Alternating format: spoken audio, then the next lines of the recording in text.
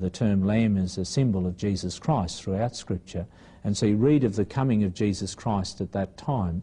And then, of course, in answer to that question, who will be able to stand at that time, which is the question asked at the very end of Revelation chapter 6, you have the answer of Revelation chapter 7. You have those spoken of as the 144,000, those who receive the seal of the living God upon their foreheads, and you read of them further as the great multitude as you read through Revelation chapter 7. A very detailed description of the coming of Jesus is given to us in Revelation chapter 14, verses 14 to 20, where the coming of Jesus is described as a harvest. If one compares all the prophecies of writings such as the Bible, the secret revelations of John, the Quran, as well as writings of recent seers, and well over 100 appearances of Mary until 1987, a shocking scenario of 3 large world events emerges. The 3 great judgments of the world stand for 3 large world wars, which in turn are fulfilling the group karma of whole nations. 2 of these world wars have already occurred. Many believe the 3rd will not happen. But what is the contribution of each individual so that the divine in its grace extinguishes the karma of each individual and of the nations?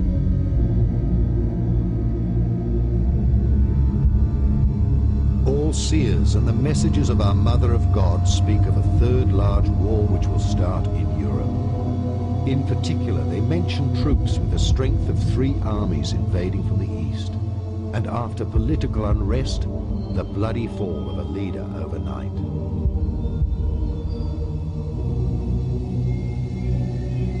It is said in these prophecies that within a very short period, as many people will die as in the First and Second World Wars together. Europe's capital cities are predicted to burn during a limited atomic holocaust.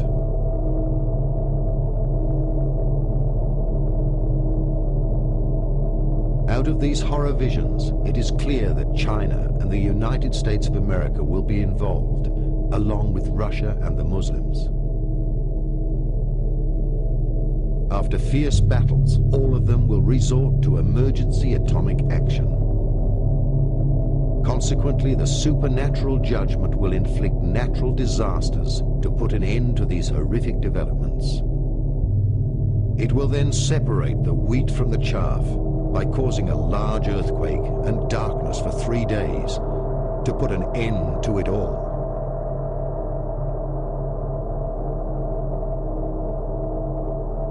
A worldwide internal fire will be felt and seen by everyone, and the fall of deadly dust has been predicted to accomplish the remaining cleanup of the karmic execution. There are prophecies in the book of Revelation about a big fire that will cleanse this earth. A very dramatic representation is given in Revelation 19, 20, 19 and 20, near the end of the apocalypse. In Revelation chapter 19, we read of the coming of Jesus, pictured as him riding on a white horse, a crown upon his head, and his coming forth as King of Kings and Lord of Lords. And he comes to execute judgment against the beast and the false prophet. In other words, the 2 beast powers that are described in detail in Revelation chapter 13. The beast that comes up out of the sea is described as the beast, and the beast that comes up out of the earth in Revelation 13 verse 11 and following from there is described as the false prophet. And we find Jesus coming in Revelation 19 executing judgment upon the beast and the false prophet, and we read of them being thrown into a lake of fire at that time when he returns. And then at that time we read in Revelation chapter 20 that the dragon will be taken, thrown into a great abyss, and be held in that abyss for 1,000 years. And during that period of time, the dragon, described also as the devil, the deceiver, or Satan, will not be able to attack or deceive any person who is alive at that time. And then at the end of this 1,000 years, as you come through to the latter part of Revelation 20, you find that Jesus is pictured as returning to this earth he comes with his people, and a lake of fire comes and envelops the whole of the earth and purifies this earth. And so the sequence of events that we actually have in Revelation 19 and 20 is the second coming of Jesus, the beast and false prophet facing damnation, as it were, in this lake of fire, then the dragon held as a captive for 1,000 years, then Jesus Christ coming to the earth again with his people, and a lake of fire enveloping the earth and cleansing the earth. As a result of that, we find a new act of creation after this fire has enveloped the earth, where we read of a new heaven and a new earth. All this has been repeatedly predicted by the seers, and all the prophecies which have been made at different times are roughly similar. Conspicuously, all agree on one thing, that these events will start at a time when all believe that peace is at hand. Is the future preordained, or have the seers seen God's master plan? Everything within the omniversum is subject to cosmic cycles. Creation delivers everything according to the principle of duality. As day follows night, a plan for the evolution of humanity's development exists. Likewise, in the plan of creation, there is a cosmic night and a cosmic day. The last cosmic night of creation lasted about 26,000 years. During this cosmic night, man was separated from his divine self. Since the 1980s, we have entered the so-called ending of the cosmic night. During this ending, the spiritual world will be testing everyone for the feelings in their heart. After the year 2011, a cosmic day will begin. This cosmic day will announce itself with a sudden, incredible light, and humanity will become conscious. The earth will be illuminated, and creation will reveal its completion. The final stone of completion of the four-sided Pyramid of Giza is the symbol for the completion of the process of becoming human. However, the final cornerstone of the fifth dimension, time, is still missing. Consequently, creation will find its completion in the return of the extraterrestrial gardens of evolution through the programming into the fifth dimension. Now, speaking extraterrestrially, they are here to remind us that there are other things far beyond us, which of course are necessary if we are to evolve into our rightful ascendancy in the things to come. In other words, moving from the third dimension into the fourth and the fifth dimension. UFOs, per se, have always been there. We have forgotten that because we have returned to amnesia and we have returned to illusion. We are now about to walk or talk or act out of that so that we become realism again, that indeed we have the powers that we once had, and we can take them into ourselves again to change the dilemma that we face as a nation, as a peoples, and as a planet. We must do this again as the people. We cannot rely upon our governments anymore. Governments basically are defunct. We don't like to think so, but they are. Governments are also a captive of many of the malefic extraterrestrials. That was true during the Third Reich. It is now true of the United States government, and I don't know how many more. It is time to turn to those who have our best interests at heart. And those who do have our best interests at heart are known as the guardian forces. The guardian forces outnumber the malefic or bad extraterrestrial forces somewhere around 10 to 1. And yet we do not turn to them, in time of need. Again, to invoke them, again to get them to step in our direction and to assist us, we must do so through prayer and meditation and love and light and balance. And if we do that again, then we invoke the power, if you will, of the guardian forces. We give them the necessary power which they need to deter the malefic forces, including the wormwood planet. These things, of course, are very simple, and I think for some people they're too simple. They would rather think that we have to turn to some advanced type of technology or some advanced type of weaponry. Those days are over.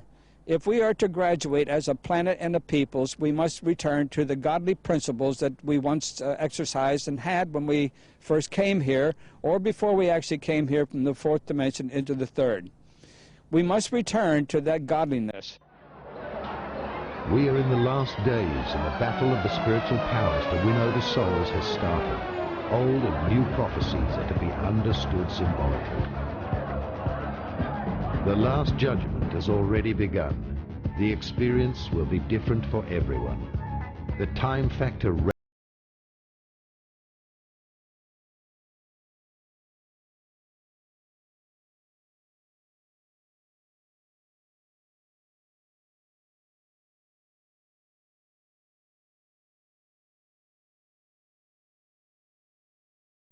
apart from the external chaos caused by wars, earthquakes, and other environmental disasters, the truth of the so-called good citizen will fall apart.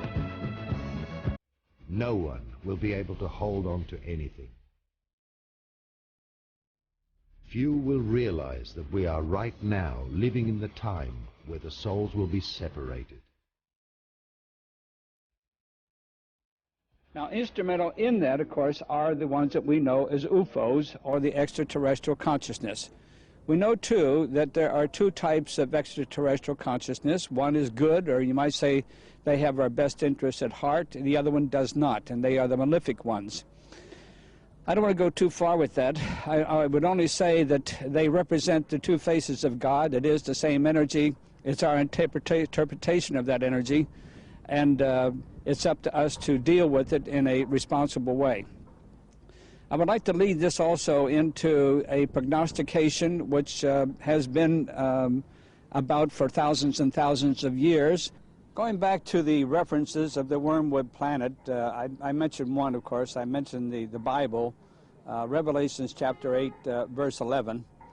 I would also like to make reference to the Sumerian text.